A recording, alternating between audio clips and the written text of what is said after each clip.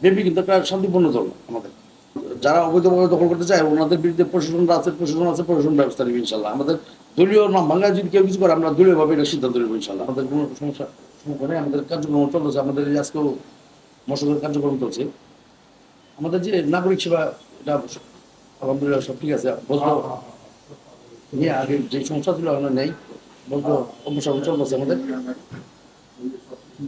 সবকিছুই খুব স্বাভাবিকভাবে চলতেছে আমাদের। আর বিশেষ করে আমি তো ওই 5 তারিখের পরে নিজে আমি ফিল্ডে থাইকা একটা জিনিস আমি সব করছি, নিজে তদারকি করছি, সেটা যাতে কে কোনো জায়গায় ভাঙচুর না করে, কে কোনো কারোটার দখল না নেয়, সব কিছু মিলে কোনো বিশৃঙ্খলা যাতে না হয়। আমার যতটুকু দায়িত্ব আমি চেষ্টা করছি পালন করতে, সকলে যে জানি না, চেষ্টা করছি যাতে কেউ বিশৃঙ্খলা না করে। আমি আমার দায়িত্ব থেকে আমি কাজটা করছি।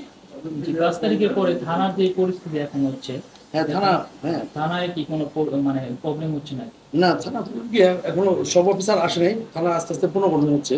হ্যাঁ, থানা অফিসারগুলোর সাথে আমার কথা হইতেছে, আমরা কার্যক্রম আস্তে আস্তে চালু করছি। সামনে আর কি মানে কার্যক্রম হ্যাঁ পরিপূর্ণ হবে এরকম পরিপূর্ণ একটা ইনশাআল্লাহ। হ্যাঁ হ্যাঁ হচ্ছে আশঙ্কা। মোটামুটি আস্তে আস্তে ওনাদের কার্যক্রম চালু হচ্ছে। থানা তো একটা সেবামূলক প্রতিষ্ঠান না, জি। এটা আমি বারবারই বলেছি। আর ওনারাও আমাদের বর্তমান ওসিটা খুব ভালো মানুষ, ওসিটা খুব ভালো, আমাদের অফিসারগুলো সবই ভালো। বলছি যে আপনাদের কার্যক্রম যত দ্রুত সম্ভব আপনারা চালু করেন, না হলে তো বিশৃঙ্খলা হওয়ার সম্ভাবনা থাকবে না।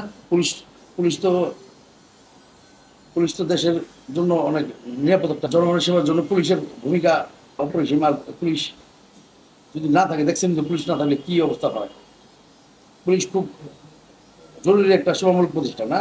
আর আগের যে পুলিশ ছিল অনেক অনেক অফিসাররাই নাই, আর নতুন যারা আসছে নতুন, আমাদের এই যে বর্তমান নতুন, ওনাদের কার্যক্রম খুব ভালো। আস্তে আস্তে গতি বাড়তেছে ওদের কাজে। আমাদের অনেক অফিসার এখনো আসে নাই। আর থানাটা যে অবস্থা করছে দুর্বৃত্তরা ভেঙেছিলা, এটা ওনাদের একটু করতে একটু সময় লাগতেছে। যে আপনারা সবসময় খেয়াল রাখবেন যাতে বিশৃঙ্খলা না হয়। দেশের অবস্থা কিন্তু ভালো না। এই স্বৈরশাসক পতনের পরে যে অবস্থা চলতেছে আমাদের সবকিছুই কিন্তু খুব খারাপ অবস্থায় আছে। বর্তমান সরকার যে আছে ওনাদেরও ওদের রাষ্ট্র গঠনের জন্য, রাষ্ট্র মেরামতের জন্য সময় দিতে হবে। আমরাও চেষ্টা করতেছি ওনাদের সহযোগিতা করার জন্য। আর আমাদের যে অবস্থান, আমরা তো একটা দায়িত্বের মধ্যে আছি, দায়িত্বের মধ্যে থাকা যা যা আমার রুলস আছে সেই কাজগুলি আমি করতেছি।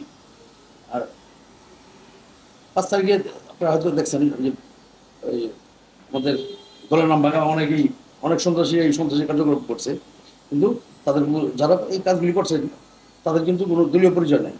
আর একটা সংগঠনের লোক কোনোদিন কিন্তু এই সন্ত্রাসী কার্যকলাপে জড়িত হয় না। আর বিশেষ করে আমাদের বিএনপি এমন একটা সংগঠন,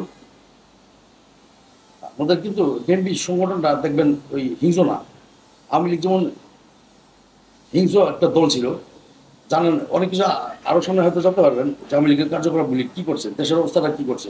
এই যে এখন আমরা যেটা জানি মেট্রো রেল কোটি কোটি টাকা, কয়েকশো কোটি টাকার কথা বলছে, লাগছে কত দেখছেন?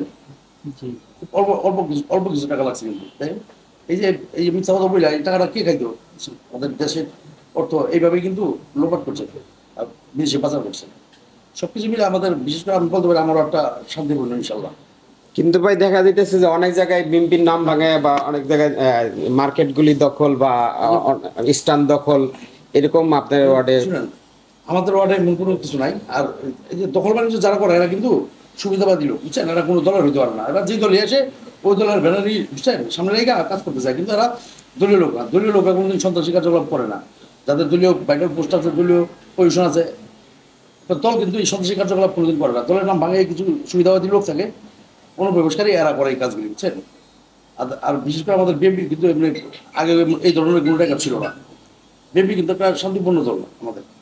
যারা অবৈধভাবে দখল করতে চায় ওনাদের বিরুদ্ধে প্রশাসন ব্যবস্থা নেবে ইনশাল্লাহ। আমাদের দলীয় নাম ভাঙা যদি কেউ কিছু করে আমরা দলীয়ভাবে এটা সিদ্ধান্ত নেব ইনশাল্লাহ, কঠোর সিদ্ধান্ত নেব। এটা আমাদের যে পার্টির চেয়ারম্যান আছে ওনার মেসেজগুলি, ওনার বক্তব্যগুলি শুনলে বুঝতে পারবেন। আমি আমার জনগণ বলতে চাই ওনার বক্তব্যগুলি, ওনার মেসেজটা মনোযোগ দিয়ে শুনবেন, তাহলেই বুঝতে পারবেন ওনার মেসেজটা কি। আর ওনার ওই মেসেজ পাওয়ার পরে আমরা কিন্তু ওইভাবেই আমরা কাজ করে যাচ্ছি মানুষের জন্য।